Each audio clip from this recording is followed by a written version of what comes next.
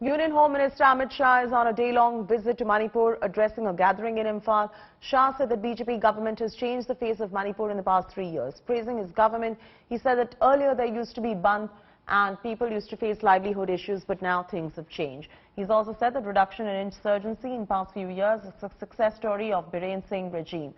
Shah is also going to be laying foundation stone for several multi-purpose projects. Manipur goes for polls in March 2022 and focus on Northeast by BJP is like never before now.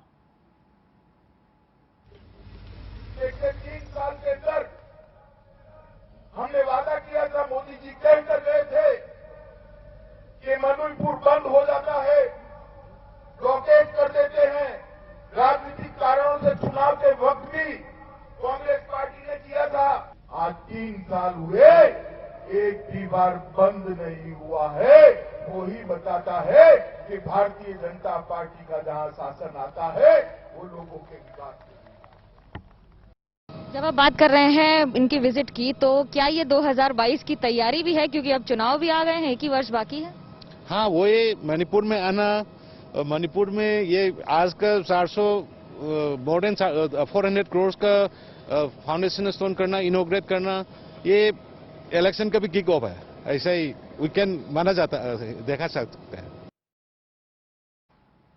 Manogya Loiwal now joins us for the latest on this. Manogya, if you could walk our viewers through what's on the agenda as far as Home Minister Amit Shah is concerned. It is a big Northeast outreach by the Bharatiya Janata Party. What is on the agenda at the moment?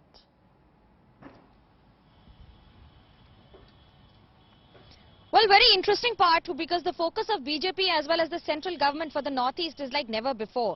Imagine the Prime Minister of India, Narendra Modi, has travelled more than 30 times already in past 6 years to the Northeastern region, which is of course first of its kind. And as a Home Minister, Union Minister Amit Shah travelled today for the first time as the Home Minister to Manipur. He's come here earlier also for various political campaigns in this ground itself. But what the message that is being sent across by the BJP as well as the central leadership is absolutely clear. 3 points. One was the development of the state. Second was complimenting the entire leadership of N. Biren Singh, who's been at the helm of affairs of the state from past 3 years.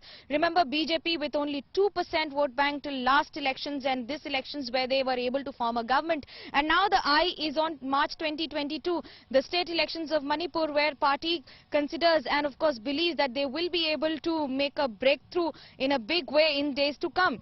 The development of the state has been on the agenda, and especially the peace talks that have been there through various controversies but not very fruitful. Imagine what started in last century is yet to be culminated in a formidable formal peace talks that would be finally concluded between the insurgents in this region as well as the central government and the state leadership also. A big success that BJP is celebrating with this visit and conveying it to the people of Manipur is the inner line permit that was given out in December 2019, and now in December 2020 finally that comes into existence as well as has been in operation for quite some time.